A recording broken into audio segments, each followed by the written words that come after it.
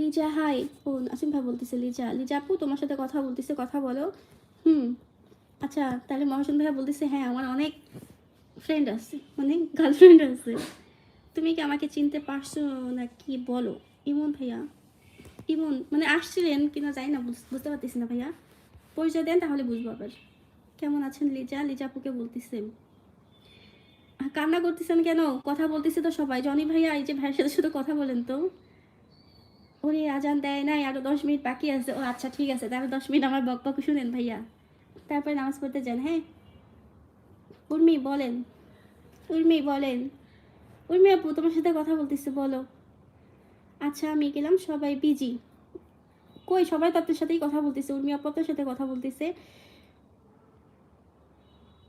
বোন আমি এখন আলহামদুলিল্লাহ সুস্থ আছি বোন। আলহামদুলিল্লাহ, যাক ভালো, খুব ভালো লাগলো শুনে আপনি সুস্থ।